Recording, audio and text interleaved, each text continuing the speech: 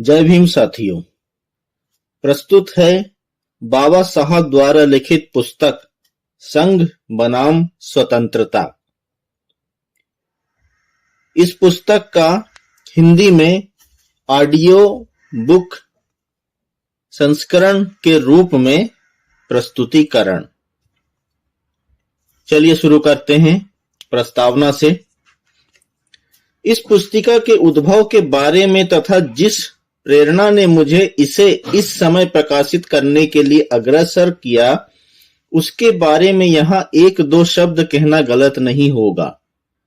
इस देश में बहुत से लोगों को यह अवश्य ज्ञात होगा कि पूना में एक संस्थान है जिसे Gokhale institute of politics and economics कहा जाता है, जो डॉक्टर D.R. गाडगिल के निर्देशन में काम कर रहा है। संस्थान प्रतिवर्ष स्थापना दिवस मनाने के उपलक्ष्य में समारोह का आयोजन करता है और किसी व्यक्ति को राजनीति या अर्थशास्त्र से संबंधित किसी विषय पर व्याख्यान देने के लिए आमंत्रित करता है। मैंने यह निमंत्रण स्वीकार किया और संघीय व्यवस्था को अपने व्याख्यान का विषय चुना। व्याख्यान में पहला संघ की रचना और दूसरा संरचना और समालोचना दोनों ही सम्मिलित थे। व्याख्यान गोखले हाल पूना में 29 जनवरी 1939 को दिया गया था। समय को देखते हुए तैयार किया हुआ मेरा व्याख्यान काफी लंबा हो गया था। यद्यपि मैंने श्रोताओं को 2 घंटे तक संबोधित किया, जबकि सामान्यतः इस तरह के व्याख्यान के लिए 1 घंटे का ही समय दिया जाता है। मुझे व्याख्यान में से संघीय संरचना से संबंधित संपूर्ण भाग और संरचना की समीक्षा से संबंधित कुछ भाग हटाना पड़ा। इस पुस्तिका में उस समय तैयार किए गए व्याख्यान का संपूर्ण मूल है। इतना ही इस पुस्तिका के उद्भव के बारे में कहना था। साथ ही अब कुछ बातें इसे प्रकाशित करने के बारे में। गोखले इंस्टीट्यूट में दिए गए सभी व्याख्यान प्रकाशित होते हैं। यह ठीक है कि इसे भी प्रकाशित किया जाए, लेकिन इसके अतिरिक्त कुछ अन्य कारण भी है जिनके चलते मैंने इसे प्रकाशित किया। जहां तक संघ का संबंध है, आम भारतीय जनता एक धुंध में रह रही है। इस तथ्य के अतिरिक्त एक संघ बनाना है और संघ एक बुरी वस्तु है, इस बारे में आम जनता की कोई स्पष्ट धारणा नहीं है। इसलिए वह कोई समझदारी भरी राय उसके बारे में नहीं बना सकी है। यह आवश्यक है कि आम जनता के हाथ में एक ऐसी पुस्तिका हो जिसमें संघीय संरचना की एक रूपरेखा हो और छोटे दायरे में इस संरचना की समालोचना हो, जिससे योजना की एक वास्तविक समझ बन सके। मैं समझता हूं कि यह पुस्तिका इस आवश्यकता की पूर्ति करेगी। मैं यह भी समझता हूं कि इस पुस्तिका का प्रकाशन सामयिक माना जाएगा। संघ एक अत्यंत जीवंत मुद्दा है और यह अत्यंत आवश्यक भी है। शीघ्र ही ब्रिटिश भारत के लोगों को यह निर्णय करने के लिए कहा जाएगा कि उन्हें संघीय योजना स्वीकार करनी चाहिए या नहीं। इस देश का प्रमुख राजनीतिक संगठन कांग्रेस इस संघ को उसी तरह स्वीकार करने का इच्छुक दिख रहा है जिस तरह उसने प्रांतीय स्वायत्तता को स्वीकार किया है। मुस्लिम लीग से जो वार्ताएं चल रही है और भारतीय रियासतों से जो युक्तियां अपनाई जा रही है, वे मुझे किसी न किसी तरह से यह आभास देती है कि कांग्रेस संघ को स्वीकार करने के लिए तैयार है और ये वार्ताएं और युक्तियां दूसरे पक्षों के साथ ऐसे वास्तविक प्रबंध करने के लिए है जिससे उनकी सहायता से कांग्रेस केंद्र में सत्तारूढ़ हो सके, जिस तरह वह प्रांतों में हुई है। माननीय सुभाष चंद्र बोस ने तो यहां तक कह दिया है कि कांग्रेस के दक्षिण पंथ ने स्वयं को इस संघ के प्रति इस तरह वचनबद्ध कर लिया है कि उसने अपने मंत्री परिषद तक का चयन पहले ही कर लिया है। यह सब सच है या नहीं, यह महत्वपूर्ण नहीं है। मैं चाहता हूं कि यह सब सच ना हो।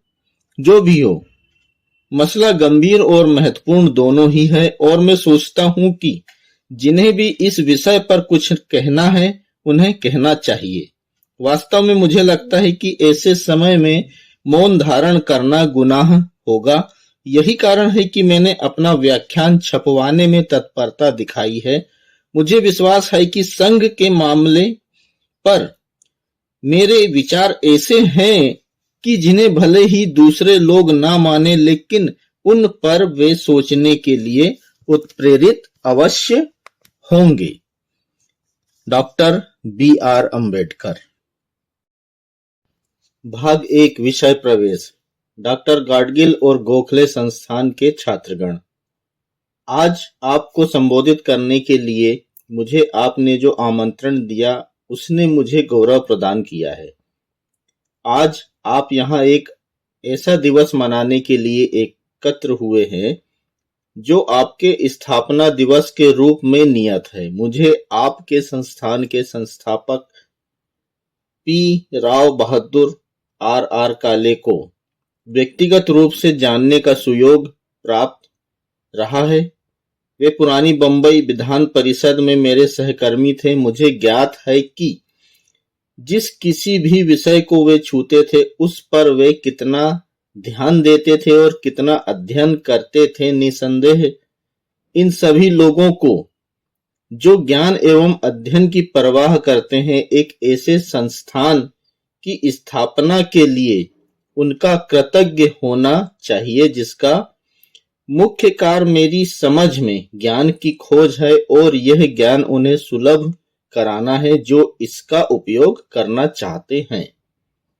पहली बात तो यह है कि ज्ञान ऐसी शक्ति है जिसके तुल्य अन्य कोई नहीं, और दूसरी बात यह है कि जिन्हें ज्ञान की चाह एवं परवाह है उनमें से सबके पास ना तो खाली समय है और ना इसकी खोज के लिए धैर्य ही।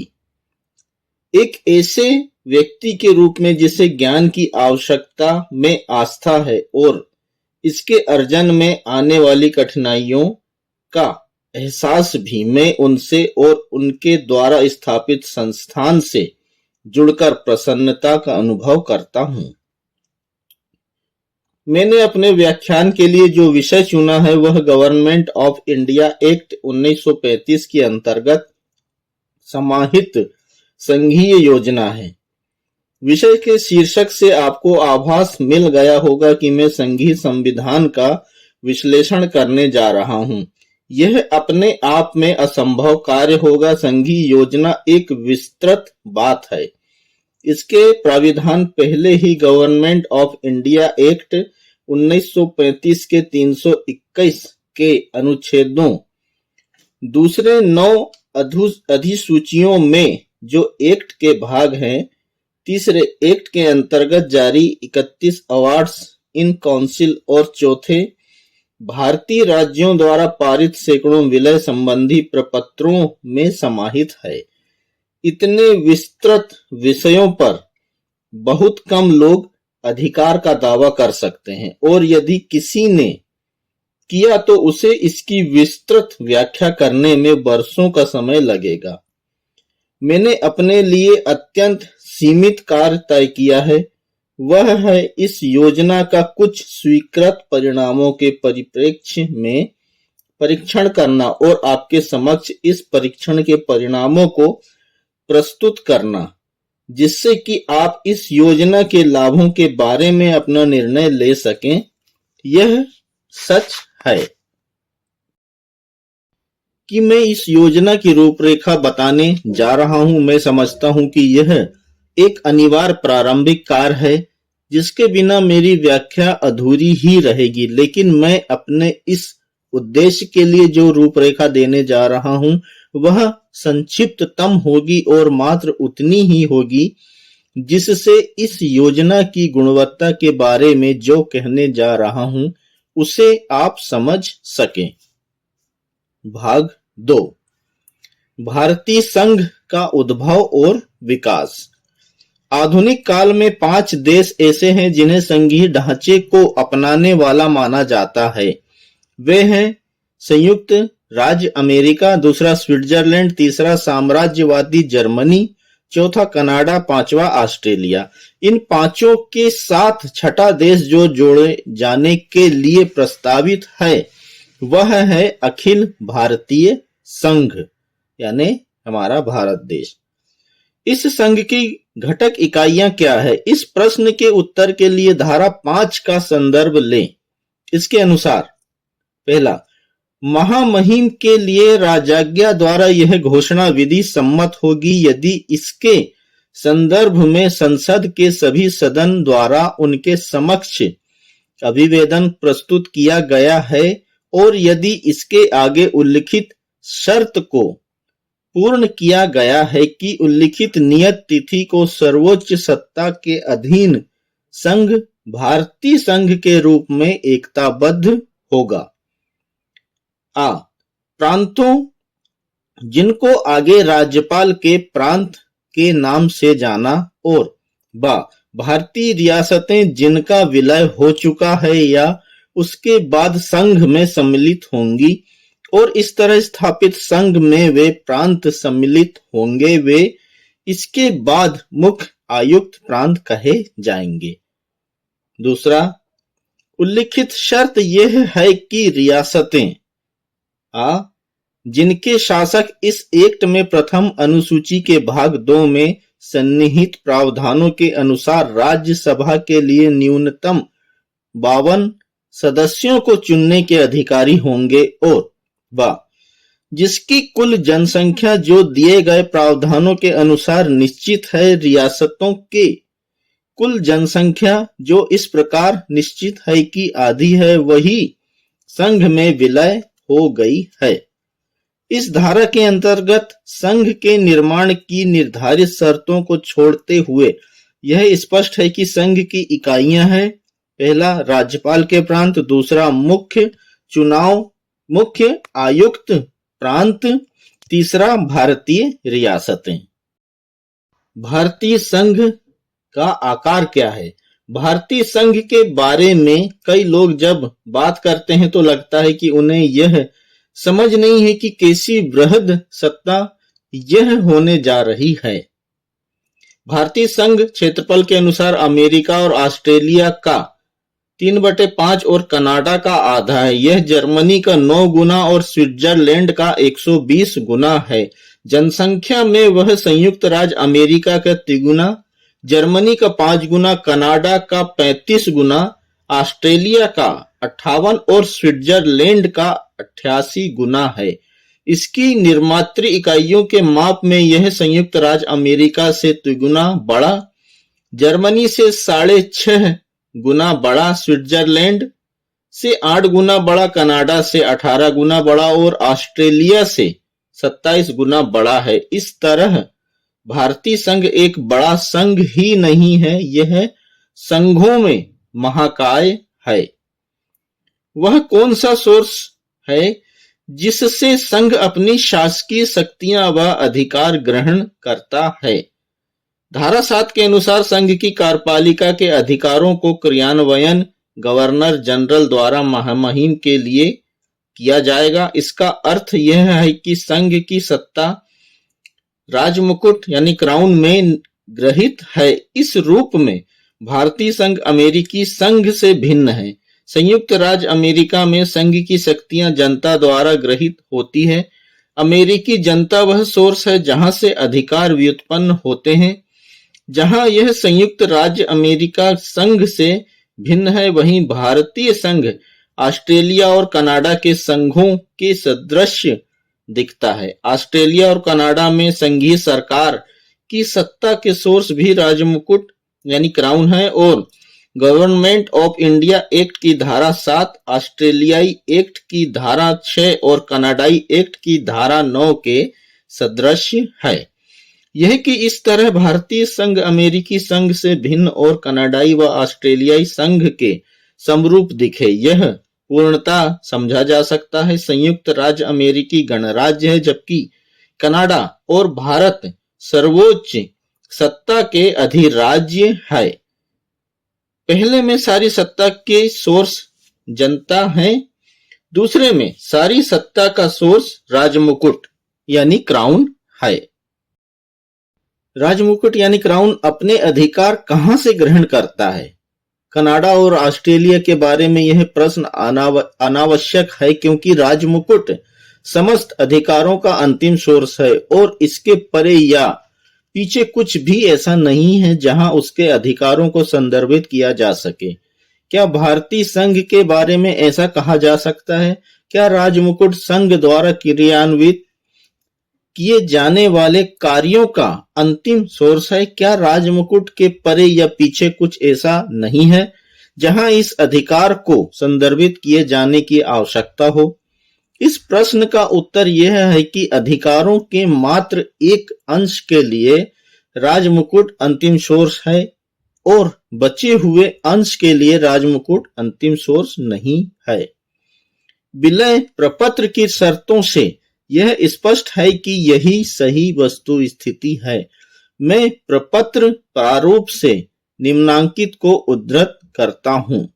यतः भारतीय संघ की स्थापना के प्रस्ताव, जिसमें ऐसी भारतीय रियासतें जो इसमें सम्मिलित होना चाहें और ब्रिटिश भारत के स्वायत्त शासी प्रांतों के रूप में निर्मित प्रांत के बारे में ब्रिटिश भारत के संयुक्त गणराज्य की संसद के महामहिम सरकार के प्रतिनिधियों एवं भारतीय रियासतों के बीच विचार विमर्श हुआ और यतः उन प्रस्तावों पर विचार किया गया है कि भारतीय संघ का निर्माण संयुक्त गणराज्य ब्रिटेन की संसद के एक कानून द्वारा भारतीय रियासतों के विलय से किया जाए और यतः गवर्नमेंट ऑफ इंडिया एक्ट 1935 में एक भारतीय संघ के गठन का प्रावधान किया गया है और यतः उस एक्ट में यह प्रावधान किया गया था कि संघ की स्थापना उस तिथि तक नहीं की जा सकती जब तक महामहिम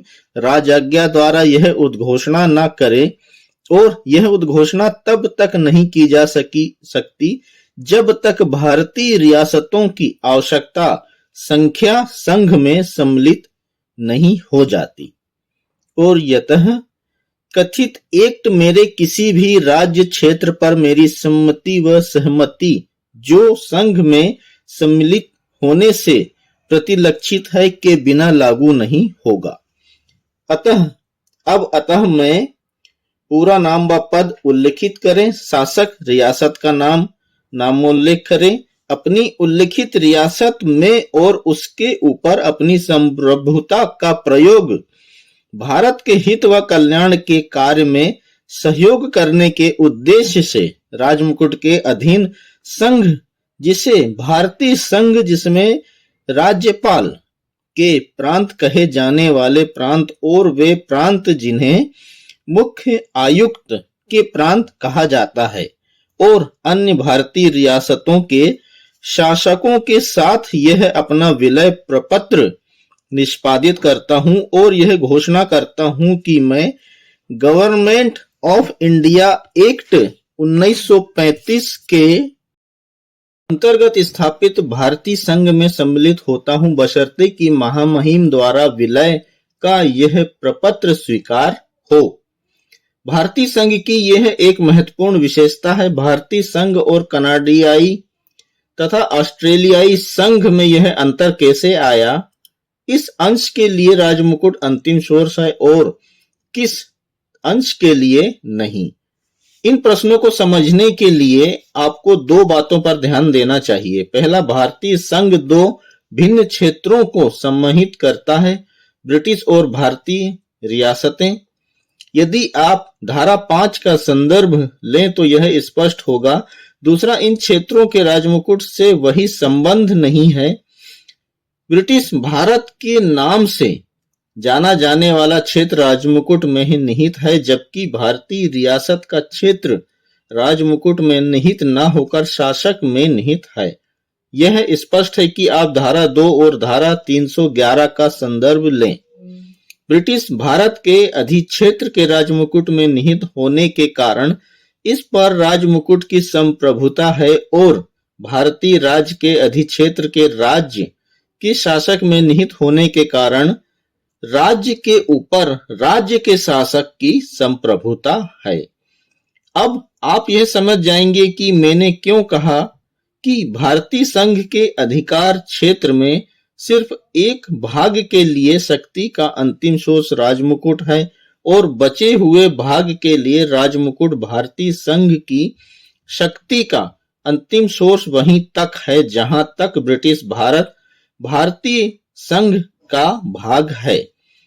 भारतीय शासक शक्ति का अंतिम सोर्स वहीं तक है जहां तक उसका राज्य इस संघ का भाग है। इसलिए जब धारा 7 यह कहती है कि संघ की कार्यपालिका के अधिकार राजमुकुट के लिए गवर्नर जनरल द्वारा क्रियान्वित किए जाएंगे, तो यह अवश्य समझना चाहिए कि भारतीय संघ को चलाने के लिए राजमुकुट द्वारा गवर्नर जनरल को प्रदत्त अधिकार आंशिक रूप से उसके अपने हैं और आंशिक रूप से भारतीय रियासतों के शासकों के द्वारा व्युत्पन्न है। वह कौन सी प्रक्रिया है जिससे राजमुकुट भारतीय रियासतों के शासकों से संबंधित अधिकारों को ग्रहण करता है? भारतीय एक्ट में इस प्रक्रिया को विलय के रूप में जाना जाता है। यह विलय रियासत के शासक द्वारा निष्पादित विलय प्रपत्र द्वारा प्रभावी होता है। विलय संबंधी प्रपत्र के प्रावधान धारा 6 के 1 में समाहित है। यह धारा निम्नवत है।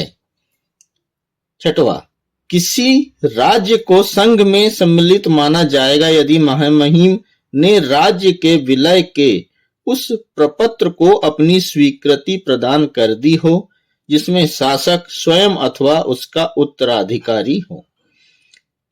यह घोषणा करता है कि वह इस एक्ट के अंतर्गत स्थापित संघ में इस संकल्प के साथ सम्मिलित होता है कि महामहिम राजाधिराज भारत के गवर्नर जनरल संघीय अधिकरण जिसे संघ के प्रपत्र के अनुसार स्थापित किया गया हो, बशर्ते कि वह सदैव संघ के उद्देश्यों एवं शर्तों के अनुकूल हो, उसके राज्य संबंध में वे कार्य संपादित करेंगे जो इस एक्ट के अंतर्गत उनमें सम्मिलित किए गए हो, और ये सुनिश्चित करने का दायित्व स्वीकार करता है कि उसके राज्य के भीतर इस एक्ट के प्रावधानों को उस सीमा तक प्रभावी किया जाएगा जिस सीमा तक के विलय के प्रपत्रों द्वारा लागू होने योग्य है।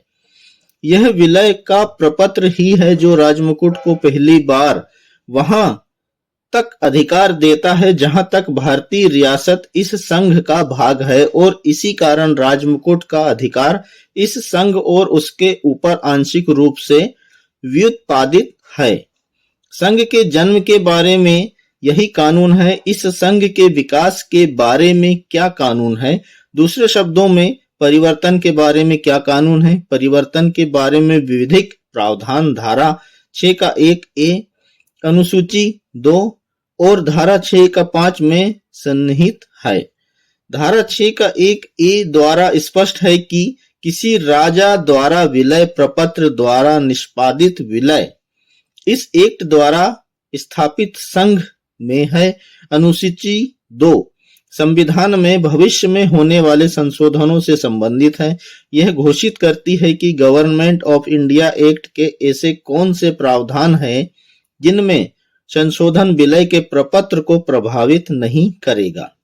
धारा 6 का 5 2 कार्य करती है। पहली बात तो यह धारा प्रावधान करती है कि यह समझा जाएगा कि विलय के प्रपत्र संसद को वे प्रावधान संशोधित करने का अधिकार देते हैं जो अनुसूची 2 में घोषित हैं, बशर्ते कि यह विलय के प्रपत्र को प्रभावित ना करते हों।